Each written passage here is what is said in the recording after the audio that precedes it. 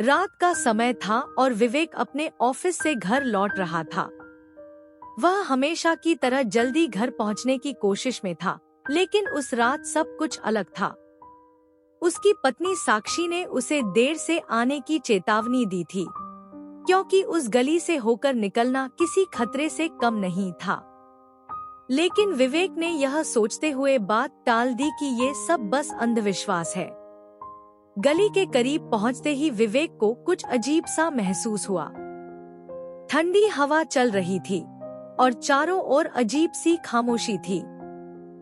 विवेक ने तेजी से अपने कदम बढ़ाए, लेकिन तभी उसने देखा कि उसके पीछे किसी की छाया चल रही है। उसने रुककर पीछे देखा, पर वहां कोई नहीं था। उसे कुछ असहज सा महसूस होने लगा, लेकिन वह फिर भी आगे बढ़ता रहा। जैसे ही वह गली के बीच में पहुंचा, उसने अचानक महसूस किया कि उसके कदम अब उसके बस में नहीं थे। उसकी चाल धीमी पड़ रही थी, जैसे कोई अदृश्य शक्ति उसे रोक रही हो। फिर उसकी नजर सामने की दीवार पर पड़ी, एक बड़ी डरावनी छाया। यह कोई साधारण छाया नहीं थी, यह विवेक की परछाई नहीं थी। उसकी परछाई से भी बड़ी और कुछ भयावह थी। विवेक ने खुद को संभाला और सोचा कि यह बस उसका वहम हो सकता है। वह अपने घर तक पहुंचना चाहता था, लेकिन जैसे ही उसने 2 कदम आगे बढ़ाए, वह छाया उसके करीब आ गई। अब उसकी धड़कन तेज हो गई थी। वह डरते हुए पीछे हटने लगा।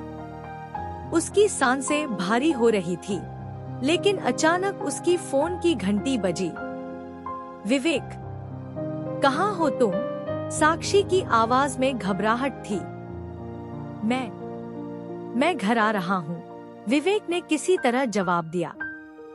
तुम्हें बताया था, वह गली मत पार करना, साक्षी ने लगभग चीखते हुए कहा। मैं जल्दी आ रहा हूँ। जैसे ही उसने फोन काटा, वह छाया अचानक से गायब हो गई। विवेक ने राहत की सांस ली और सोचा कि शायद साक्षी की बातों ने उसे डरा दिया था। वह तेजी से गली से बाहर निकला और घर की ओर दौड़ा। लेकिन उसके मन में सवाल उठ रहे थे, वह छाया क्या थी? क्या सच में उसने कुछ देखा था या यह सिर्फ उसकी कल्पना थी? विवेक के घर पहुंचने के बाद साक्षी ने उसकी आंखों में डर देख लिया। उसने कहा, तुमने देखा उसे, है ना? वह छाया। विवेक ने कोई जवाब नहीं दिया, बस साक्षी की ओर देखा और धीरे से सिर हिलाया। यह क्या है? ये सब क्या हो रहा है? उसने हड़बड़ी में पूछा।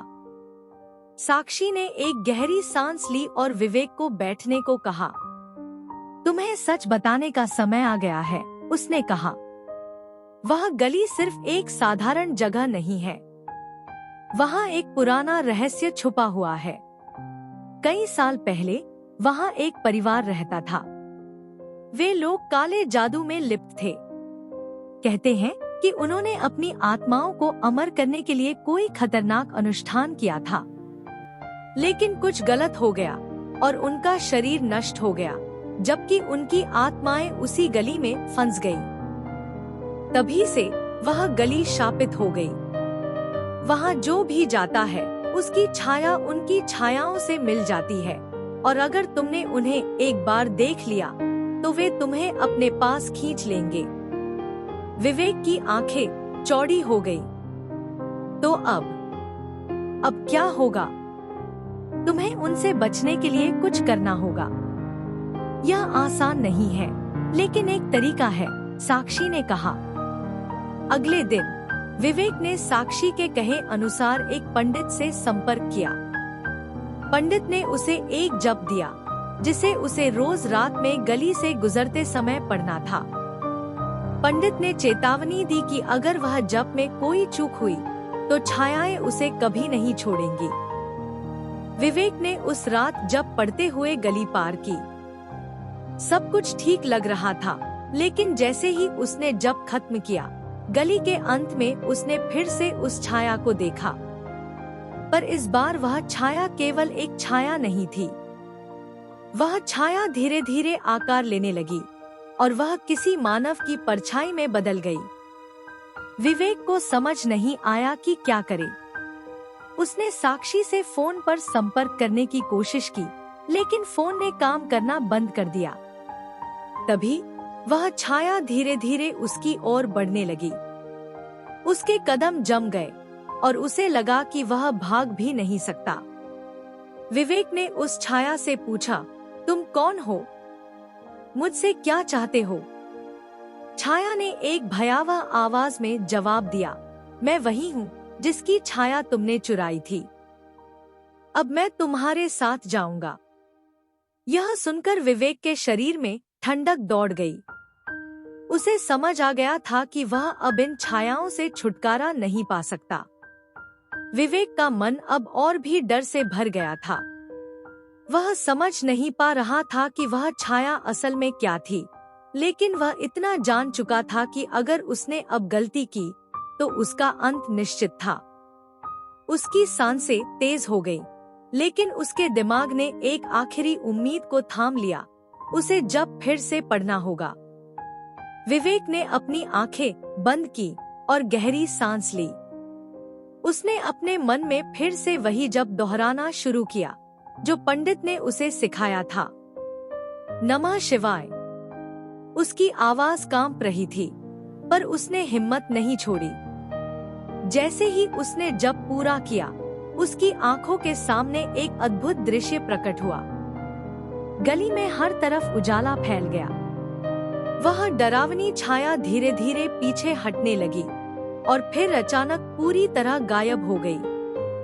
चारों ओर की दीवारें और जमीन, जो अब तक स्याह लग रही थी, सामान्य हो गई। गली में अब एक अजीब सी शांति थी। विवेक को समझ नहीं आया कि आखिर हुआ क्या था, लेकिन उसे एहसास हो गया था कि वह उस भयावह छाया से बच चुका है। उसने जल्दी से गली पार की और अपने घर पहुंचा। साक्षी दरवाजे पर उसका इंतजार कर रही थी। उसकी आंखों में घबराहट थी, पर जब उसने विवेक को सुरक्षित देखा तो उसके चेहरे पर राहत की झलक आई।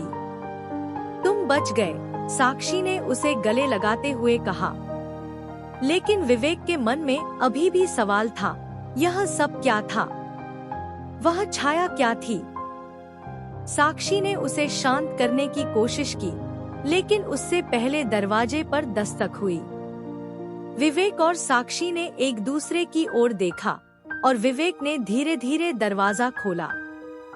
दरवाजे के बाहर वही पंडित खड़ा था जिसने विवेक को जप सिखाया था। पंडित के चेहरे पर एक गंभीरता थी।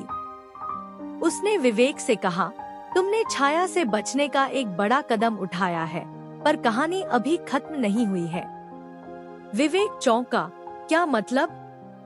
मैंने तो जप किया और छाया गायब हो गई। पंडित ने गहरी सांस ली और कहा, छायाएं कभी पूरी तरह नहीं मिटती। तुमने उसे अपने से दूर किया है, लेकिन वह तुम्हारी छाया से जुड़ गई है। जब तक तुम जप करते रहोगे, वह तुम्हें छू नहीं पाएगी। लेकिन अगर तुमने कभी भी उस जप को भूलकर दोबारा गली पार की, तो वह छाया फिर से तुम्हारे पीछे आ जाएगी और इस बार वह तुम्हें कभी नहीं छोड़ेगी। विवेक के मन में भय और भी गहरा हो गया। उसने सोचा कि क्या वह हर दिन इस गली से गुजरने से बच पाएगा, लेकिन अब वह जानता था कि उसकी जिंदगी हमेशा के लिए बदल गई थी।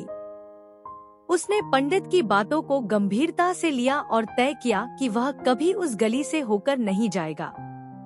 उसने अपना घर और ऑफिस का रास्ता बदल लिया। धीरे धीरे उसके जीवन में सब कुछ सामान्य होने लगा। सब कुछ सही चल रहा था। विवेक और साक्षी की जिंदगी में फिर से खुशहाली लौट आई थी। लेकिन एक दिन विवेक ऑफिस के लिए लेट हो गया। रास्ते में भारी ट्रैफिक था और हर दूसरा विकल्प भी जाम था। विवेक ने गली के पास आकर एक पल के लिए सोचा। उसने जल्दी पहुंचने के लिए वही पुरानी शापित गली को पार करने का फैसला कर लिया। कुछ नहीं होगा, उसने अपने आप से कहा। मैं जप करता रहूंगा। विवेक ने गली में कदम रखा और जप पढ़ते हुए तेजी से आगे बढ़ने लगा। उसकी धड़कन बढ़ रही थी, लेकिन उसने जप को जारी रखा। गली लगभग खत्म होने को थी जब अचानक उसे लगा कि उसकी छाया कुछ और लंबी हो रही है। उसने ध्यान से देखा, उसकी छाया में कोई और छाया मिल रही थी। उसने अपनी आवाज को और ऊंचा किया, लेकिन उसकी आवाज घुटने लगी। उसकी छाया उससे अलग हो चुकी थी।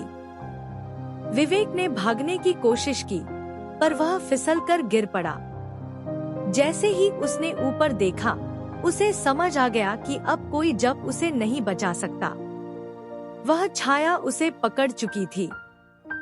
अगली सुबह जब लोग उस गली से गुजरे, तो उन्हें वहां कोई दिखाई नहीं दिया, पर वे महसूस कर सकते थे कि अब वहां एक और छाया जुड़ गई है।